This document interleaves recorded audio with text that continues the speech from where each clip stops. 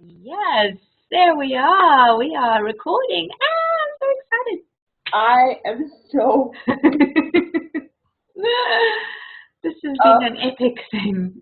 this Oh, is, yeah, it's been more than epic, and I cannot thank you enough for being patient with me and technology today. So thank you for being on this recording, Jacqueline Gates, the goddess of yumminess herself, all the way from Atlanta, Georgia right now.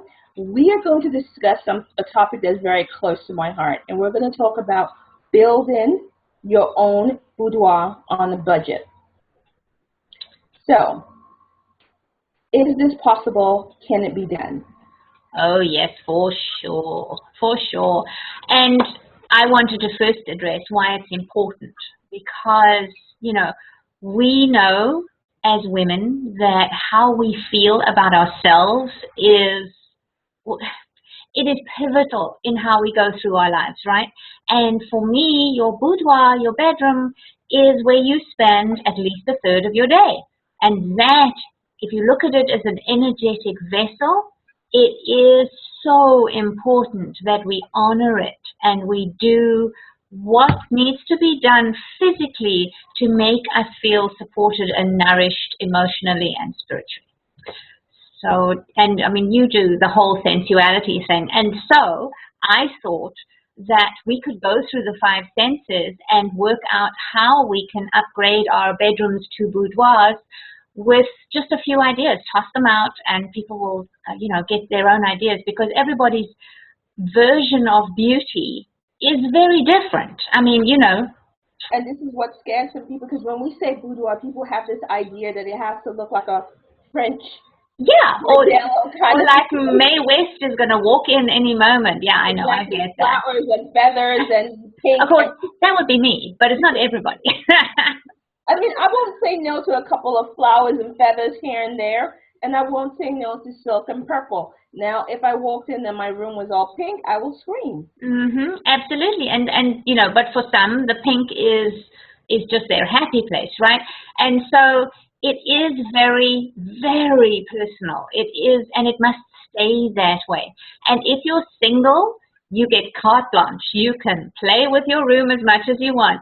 If you're part of a couple, you kind of have to judge with the other one so that you don't go terribly overboard and they feel like it's your room rather than our room, right? That's But very cool. but there are things that can be done that feed both of you, and I think it's really it's a fun project to do for sure. Okay, so where do we start from first? Especially right now, a lot of us are multitasking. Our rooms are Uh-huh. either nurseries, part business, part office, part, Oh yeah. space. So what's our first port of call? Where do we start from? Well, space is at a premium for most of us, and I do get that. I always work on the first thing you see in the morning is generally the last thing you see at night. That little spot is an energetic anchor for you. I call them activation stations, and I use my bedside table for that because I like to keep it clear with something pretty on it, something that anchors me into who I'm becoming as opposed to who I am or who I was. And so that as I get out of bed in the morning, it's the first thing I see. And it's kind of like it is an anchor. It's an altar, for want of a better word, to who you want to be that day. And you can use it. And so if the rest of your room looks like, what my mother would call a horse handbag, if it looks like total tip, um, starting with just the surface of your bedside table, declutter it, put some pretty things on it, put something there that makes you smile, makes you feel uplifted. It has, obviously, it'll become an energetic bubble, but it'll also become a reminder for you to get the rest of the room sorted out. Right. It kind of seeps in. I don't know if you've ever noticed, you put a vase of flowers on the dining room table and suddenly you start tidying and dusting. Exactly. Because that aura of beauty that the flowers bring seeps into everything else, and you can't help but lift it up. So starting with a small area is very, very important. Okay. The next space I would say start with the biggest area, which is a wall. here in the States, we can buy what they call oops paint or mist tints, something that somebody's tinted to a certain color and they don't like it, and it gets sold for like $5 for 30 gallons. Generally, a paint supplier will have mistakes, and if you find a color that you love, slap it on the wall. There's nothing cheaper and faster than a wall of color. Just one wall, doesn't have to be all of them. That will change how you feel in your room. Say that one more time. You froze and then you kind of very okay. kind of thing. So the paint and just painting one wall will change the energy of your room, because color has a vibration and it will change. So for you, gorgeous one, maybe you just want one anchor purple wall, right? And it will change how your room feels. It really, really will. Yes, purple will suit me because I love purple, because I think purple is kind of soothing. So you want to pick soothing colors as well to help you calm down so that you can sleep. Yes, absolutely. And usually whatever makes you feel kind of zen. But I will tell you that you need to have something that'll spark it too if you are looking for it to be a real boudoir and a sexy nest, as opposed to somewhere where you just crash and zone out for the night. So those kind of things, this is a delicate balance, and we're each individual, and we will obviously either have to honor just ourselves or honor ourselves and our partners. But for example, my bedroom has cream walls, but then I have deep red statement cushions on the bed, and there are 2 of them pointed on their diagonal points. In other words, they point up because in feng shui, the triangle shape is fire, it's energy, it's passion. So I have them standing on their corners on the bed, and there's 2, and that of course is also symbolic. So when we see that, it's a nudge into the passion side, as opposed to I'm going to just crash and zone out. Even though the room itself is really restful, there are a couple of things that amp up the passion side. Okay. So what can we do about smells, things to make the room smell beautiful without being overpowering? All right. My favorite thing is a lavender linen spray. And that is really, it does make a difference when you, as you're sleeping. But I don't do it daily because that can be a little overwhelming. I will do just every now and again when I remember. The other thing is lotions and potions. I have certain oil that I just take a squirt and I put it on my shoulders and my arms as I'm going to bed, so that I can smell it and he can smell it, and depending on which oil I choose, it's whether we sleep or whether we don't. So, but it is something that I can choose, whereas if you have something like an air freshener or something, not only is it chemical and that's not really what you want to sleep in, but it's standard, right? So you want to be able to be flexible with the mood that smell creates. Okay. So going on to touch, again, very sensual, very personal here. I happen to have organic 100% bamboo sheets. They are, I only have one set because like they're spendy, but those feel to me rich and luxurious. Now somebody else who loves satin and silk will head into that direction. But, and then I have another friend who does 100% cotton with lace trim on everything.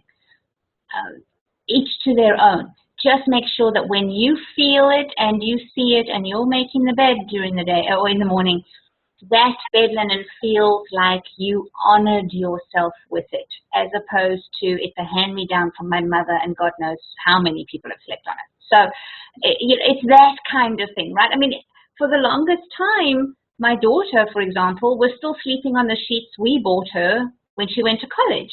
Right. And she said they felt like college kid sheets. She just knew they were. When she invested in her own bed linens, now suddenly they're grown up. Now it's a choice. Now it's a woman's thing as opposed to a girl's thing, right? So there is a lot of energetic, what's the word I want, investment into your room that you need to give attention to. Okay. So here's my question now. We talking about space and space being in premium. What are your views about stuff being under your bed? You know, feng shui-wise, they always grab on about that. They say you shouldn't have anything under your bed. In the old days, maybe it wasn't so wise to have things under your bed because, for whatever reason, I don't know. I don't see any problem about it, provided it's not a tip. If you are just shoving stuff under your bed because A, you don't want to deal with it now, B, you don't have the space, you've got too much crap, you don't know where to put it, this kind of feeling, that energy, doesn't serve you. However, if you have those flat plastic boxes and everything's laid out nicely and you know exactly what's there and it's functional and it makes you happy to have it, that is a very different energy, right? Yes, that is. So, I mean, you just, it's how it feels. I had one client who came to me, she's a 27-year-old young lady. She had moved from her own apartment back into a home, into a room at her parents' house. She said she felt like she was sleeping in a jumble sale.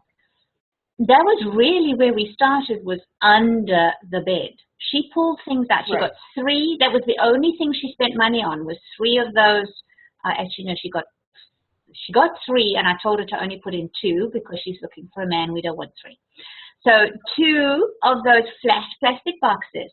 She pulled all the gump out, and only the things that brought her joy or she felt were practical went back into the boxes.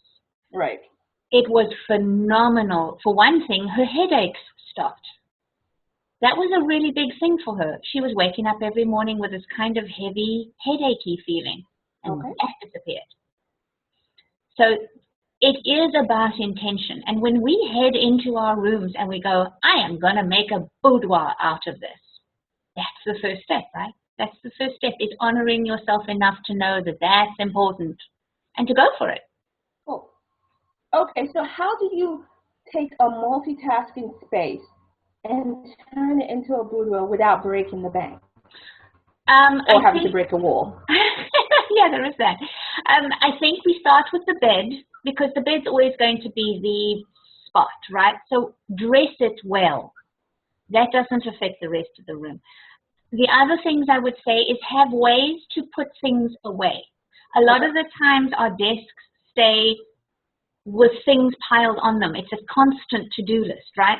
If we can make a little ritual for ourselves that at the end of the day, we close things. We close the diary. We put the lids on the pens. We clear a space and maybe have one single sheet of what needs to come up the next day open and ready on the desk so that it's not impacting you every time you walk past it. It looks like you did something for the day, it's productive, it's done, but it's over now. And now it's time to rest. Okay. The other thing for people who have like kids in the bedrooms, I never did that. I don't have, my children were never allowed in my room because in my opinion, the way you stay married is by staying a couple first and foremost. So, but I know that sometimes space is at a premium and the kids have to be somewhere there. My suggestion for that is, and this sounds terribly politically incorrect, but there has to be a way to screen the bed, to just make it into a nest at some point or another. The other option is do what a friend of mine did, and once every other month they got an overnight babysitter. Granny used to come over, and she and her husband would go to a hotel room because that was the kind of life that they lived. The kids were always there. And so the only way they could feel like a grown-up couple was to be away. And they made it an important part of their lives as the kids were growing. However you make it work, and I think when people, especially we women, when we get certain about something we want, our creativity jumps in and we will find a way to make it work.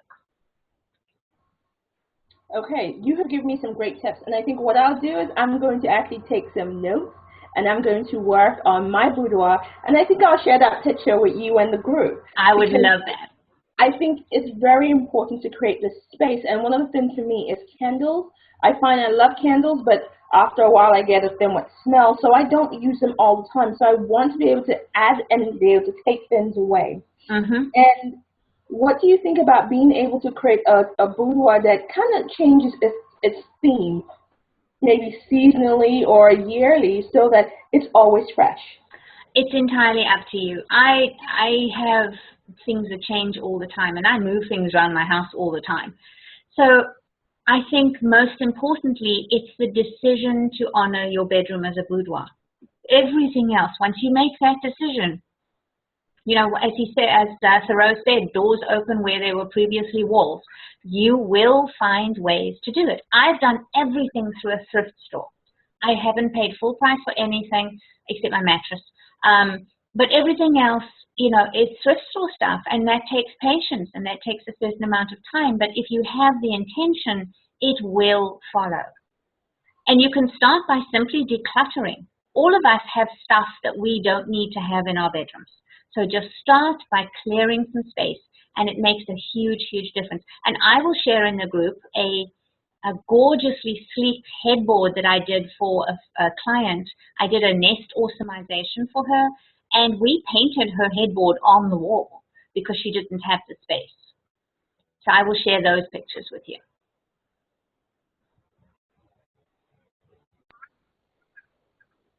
Talk about, you know, creating stuff. I know you found a tray and you made it into a laptop table. And I've seen something similar over here in London, and it cost about 15, 20 pounds for it. Wow. Is that good or bad? I'm not sure about that. Well, 15 pounds is almost $30. No, that's too much. But, you know, I mean, there again, the intention. If you have an intention and you keep looking and you keep your creativity alive, you'll be amazed at what you can find. My favorite duvet cover, for example, came from a friend's yard sale.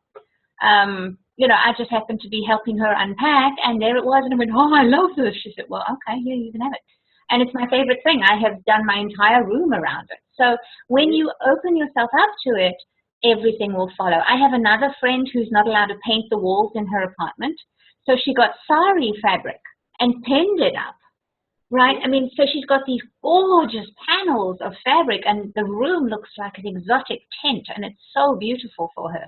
And it cost her next to nothing because, you know, for saris, you have miles of fabric.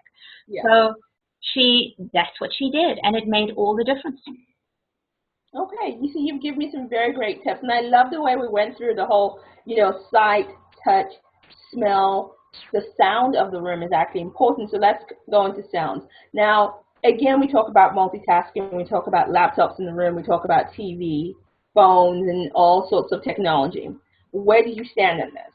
I don't have technology in the room if I can avoid it. If I can't avoid it, I make sure that it doesn't face the bed. So I know people watch TV in their bedrooms. It's not ideal, but sometimes it has to happen. In that case, just find something that you can drape over the TV. It will make a difference to how you sleep. Okay. Don't sleep with the TV on. That's never a good thing.